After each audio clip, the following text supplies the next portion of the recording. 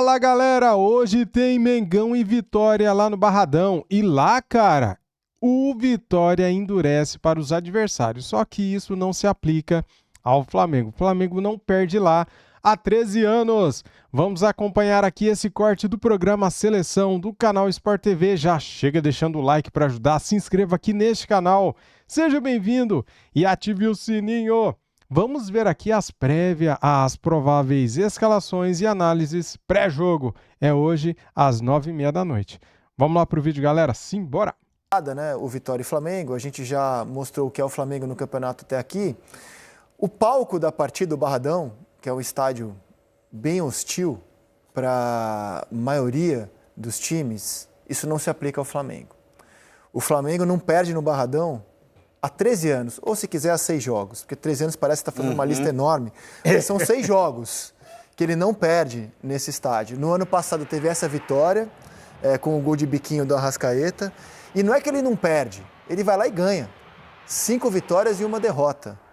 Então é um palco em que muita gente tem medo de jogar, Vitória se impõe aí, entrou na área, tentou o drible. A regra não vale para o Flamengo, né? É isso.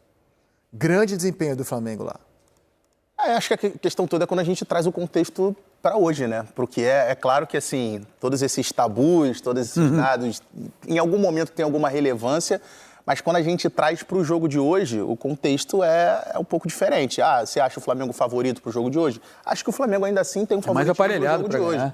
Mas, assim, eu acho muito difícil que a gente veja um passeio do Flamengo. O Flamengo que veio de uma goleada também, acachapante aí na última rodada do Campeonato Estadual, mas eu imagino um jogo difícil, um jogo treta pro Flamengo, até porque o Vitória vem de um resultado muito ruim também, jogando fora de casa contra o Palmeiras, então acho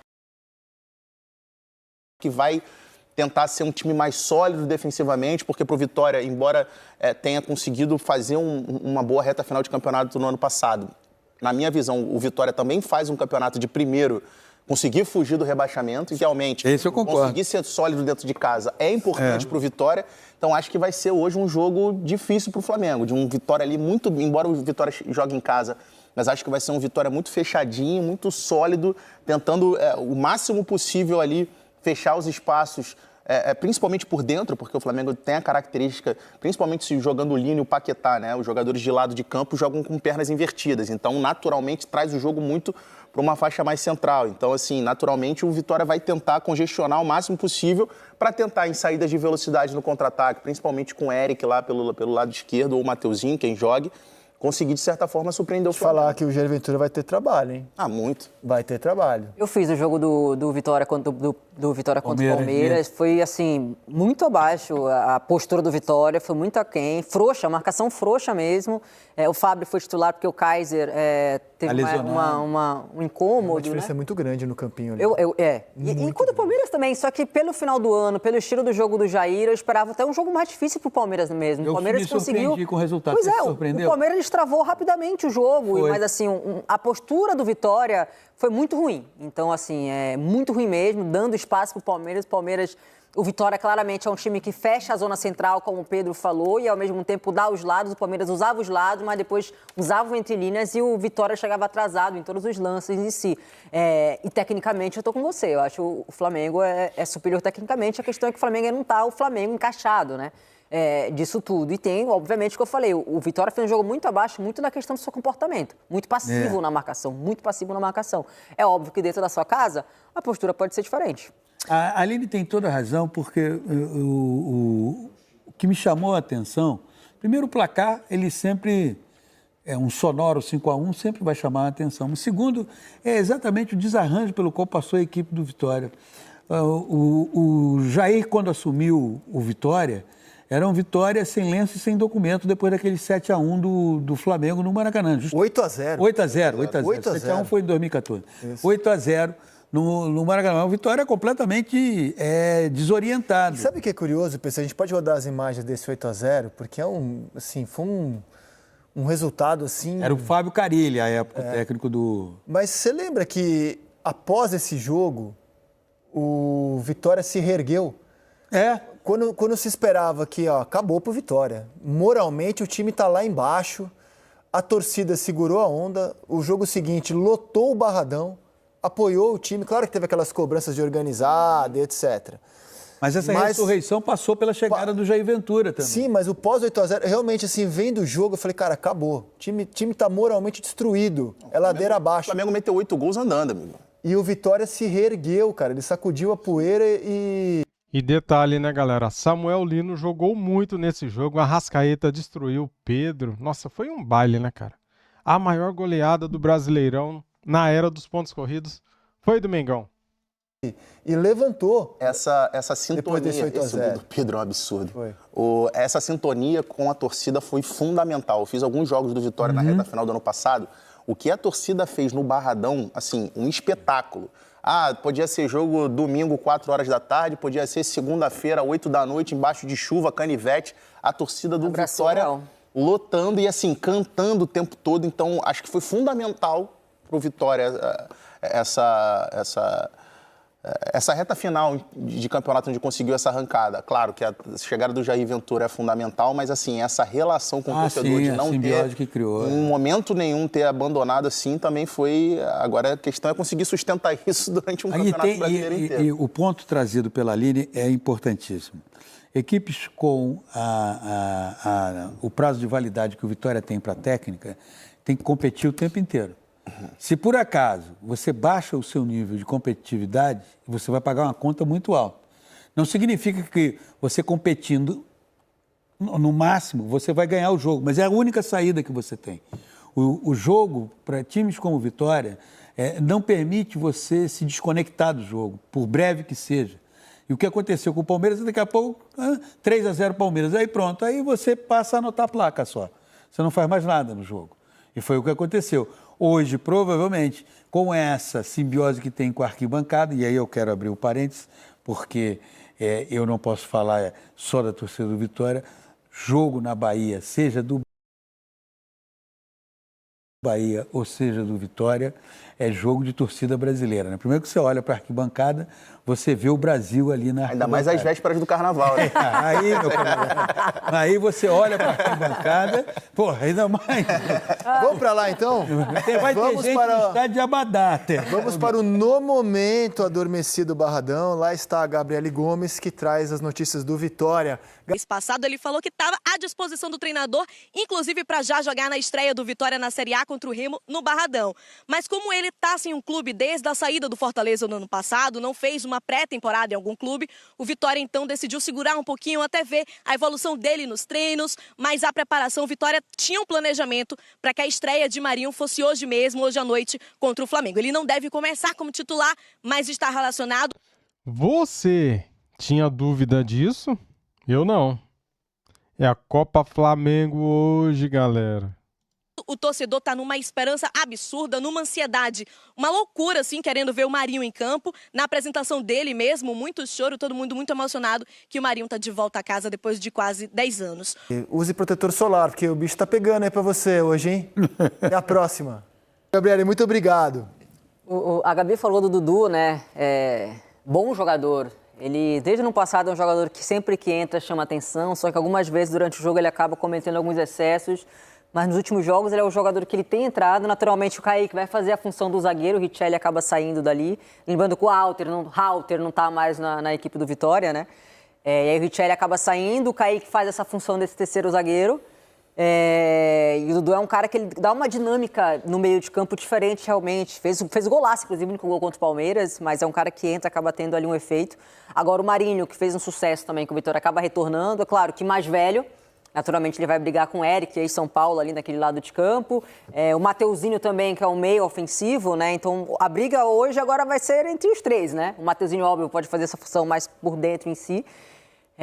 Mas é Eric, Marinho e Mateuzinho para essa função para o lado direito do campo ali. Não o lado direito, muito direito, né? Mas mais ou menos por aí naquela faixa.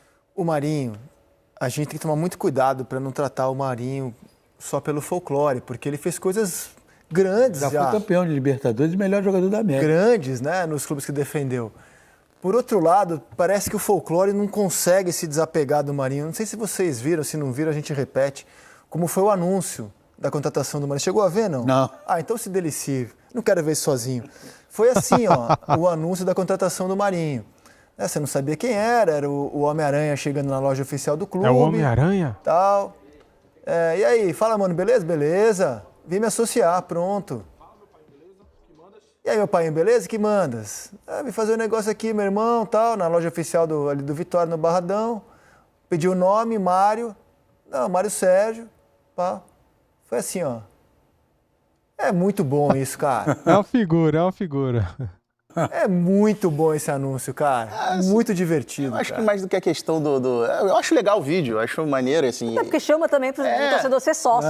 E ele é um cara que, assim, acho que vai da personalidade do cara. Ele é esse cara que é resenha. Ele estava na arquibancada no jogo do Vitória, foi fotografado lá, né? Ele é esse cara que é resenha. Eu acho que a questão dele é que, pelo que as últimas passagens dele nos últimos clubes, acabaram meio que ficando reduzidas a essa questão do folclore, porque ele não conseguiu desempenhar. Ele não conseguiu jogar futebol à altura do que, por exemplo, como disse o PC. A gente viu ele no Santos. Rei da América. Rei da América, só que isso já Pedro, tem que você usaria uma roupa dessa aqui no Seleção um dia desses? Não, mas de forma alguma. Acho que nem... Vou pedir pro Lédio. O Lédio certamente topará esse desafio de um dia entrar assim. Essa lycra assim, coladinha. O Lédio vem. Certamente o Lédio, vamos dar esse desafio. O Lédio certamente topará usar...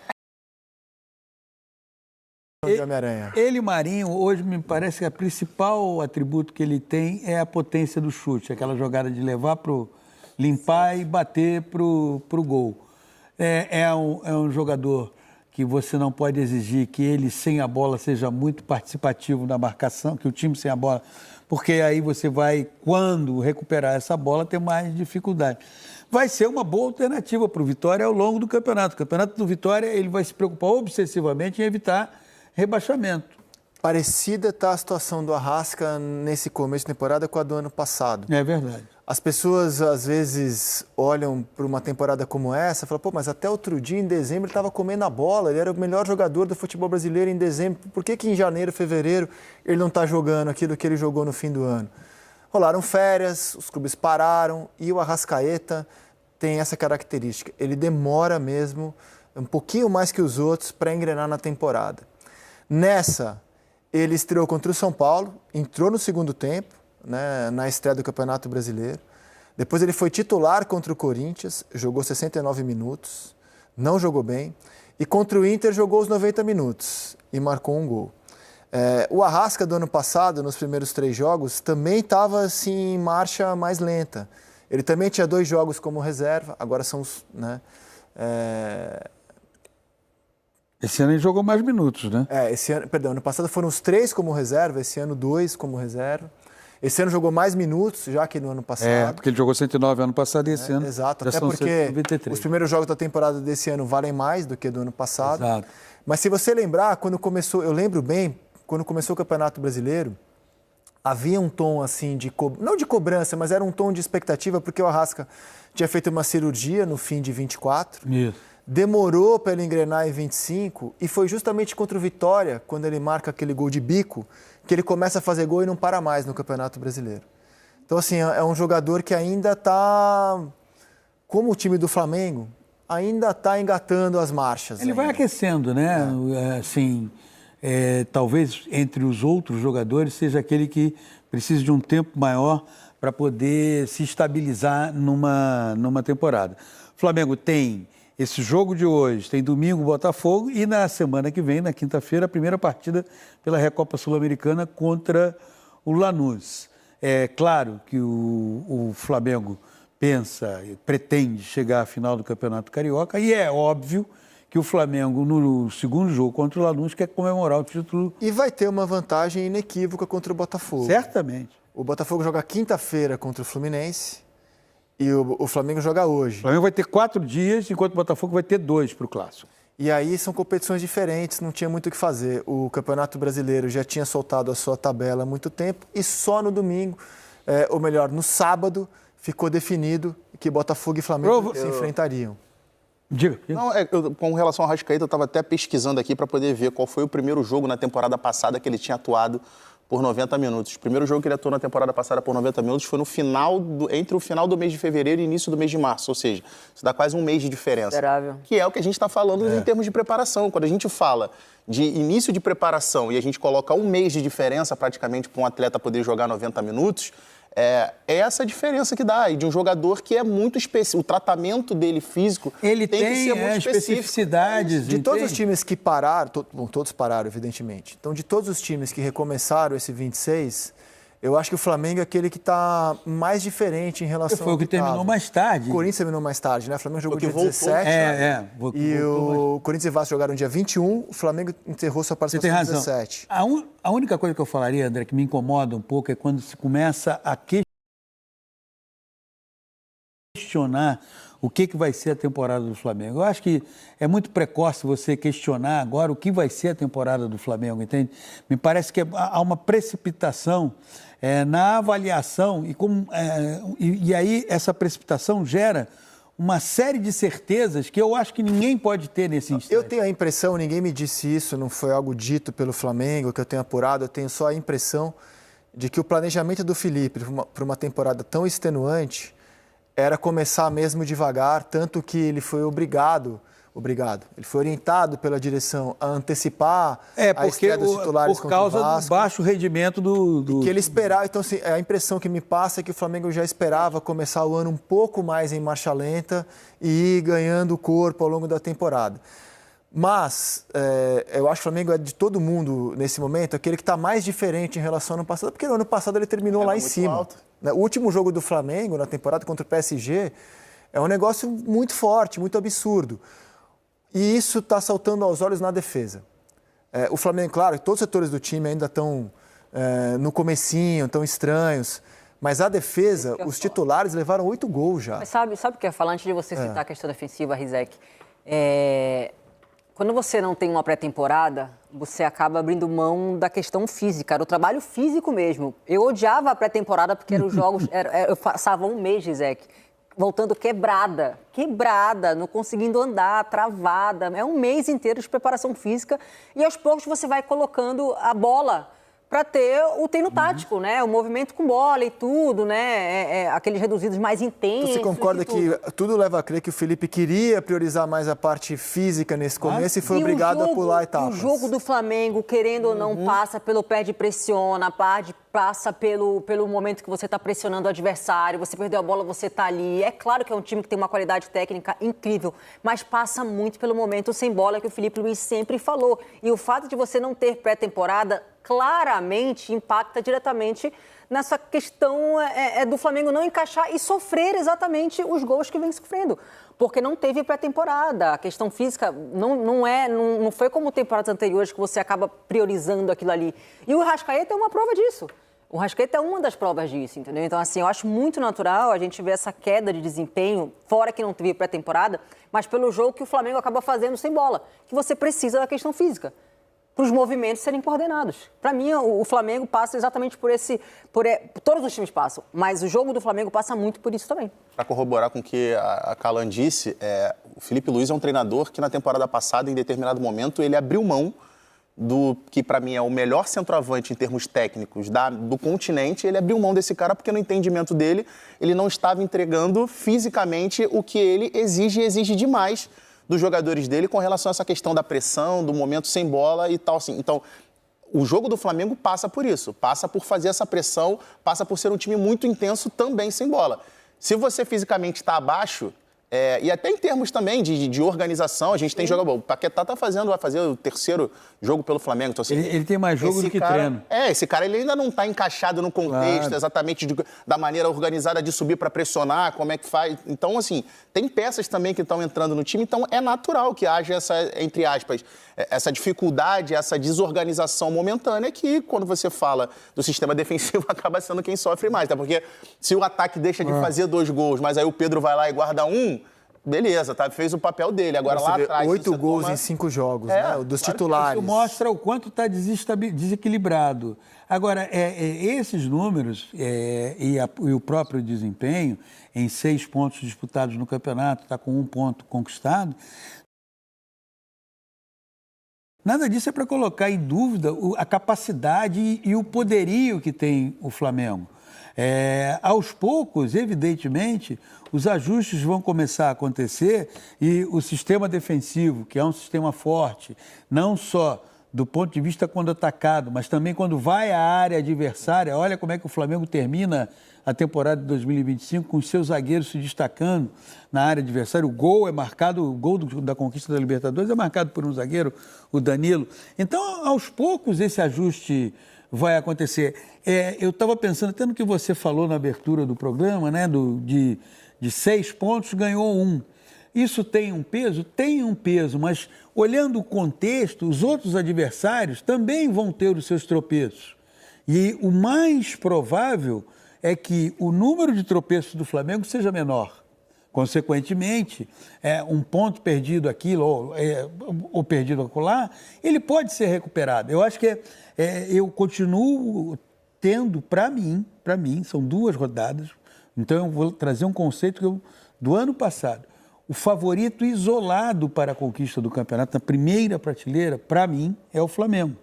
E aí, na segunda prateleira, você tem outros candidatos, outras equipes. Mas o Flamengo, para mim, continua isolado na primeira prateleira como favorita. Mesmo com a chegada do Arias para o Palmeiras, isso muda alguma coisa na sua avaliação? Vamos ter que ver. Deixa mais próximo, mas eu concordo. É um baita jogador. Eu também acho que o Flamengo é o maior favorito. Ele continua isolado. Houve uma época que começava a temporada, não sei se vocês vão concordar, com Flamengo e Palmeiras sentados à mesma prateleira.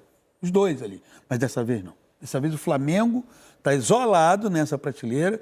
O Palmeiras está ali tentando se remontar. As movimentações do Palmeiras, elas trazem jogador cascudo, Marlon Freitas, João Arias.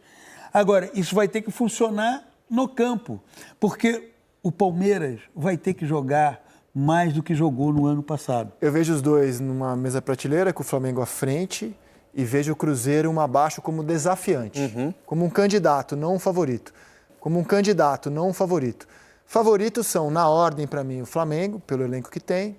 Pontos corridos não tem muito segredo. Eles são vencidos em 90% dos casos pelos melhores elencos. A regularidade que esse elenco apresenta. Então, como o elenco do Flamengo ainda sobressai, ele é o grande favorito. Sim. Seguido pelo Palmeiras, e vejo o Cruzeiro como um desafiante. E ele foi, no ano passado, desafiante, muito em função do modelo de jogo. Que nesse ano ainda é uma dúvida. Eu não estou duvidando da qualidade do Tite. Nunca. Estou duvidando se o Tite será capaz de entregar um modelo de jogo neste elenco à altura do que o Jardim entregou, porque eles pensam futebol de um jeito diferente. Então eu acho que vai ter uma reconstrução do Cruzeiro. Vai ser repaginado. Cujo capítulo final não podemos prever qual será, pode até ser que melhore. Então, como o Cruzeiro, para mim, ainda é uma interrogação, eu vejo o Cruzeiro como um desafiante e os dois como favoritos. Posso criar uma outra categoria depois do desafiante? Os que estão à espreita. Fluminense, Corinthians e Grêmio.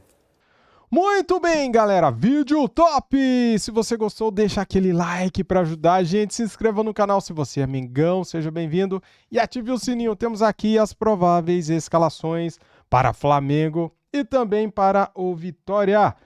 Simbora aqui para esse vídeo, deixa eu pegar aqui a minha tela, né, cara? Vitória e Flamengo, onde assistir ao vivo, horário e escalações. Veja também desfalques, arbitragem e outras informações do jogo da terceira rodada do Campeonato Brasileiro.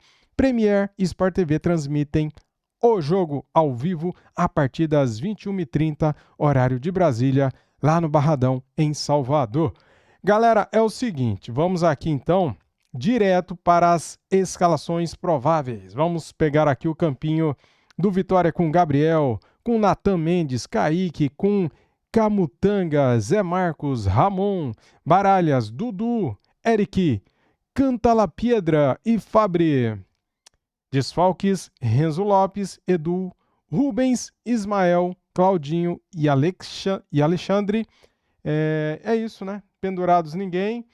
Flamengo do técnico Felipe Luiz. Olha aqui, galera. Mengão escalado com Rossi, Royal, Léo Ortiz, Léo Pereira e Alexandro. Everton Araújo, Eric Pugar, Arrascaeta, Lucas Paquetá, Samuel Lino e Pedro. Já falei. Acho que o Cebolinha será titular. Lino será banco. Desfalque, Saul com tornozelo esquerdo, né? Ele fez cirurgia. Jorginho, coxa esquerda. Varela, tornozelo direito e Luiz Araújo está em preparação física. Pendurados, ninguém. Arbitragem, Rafael Klaus. De São Paulo, o assistente 1, Danilo Ricardo. O assistente 2 é o Alex Eng Ribeiro. O quarto árbitro é o Fábio Augusto Santos Sá Júnior.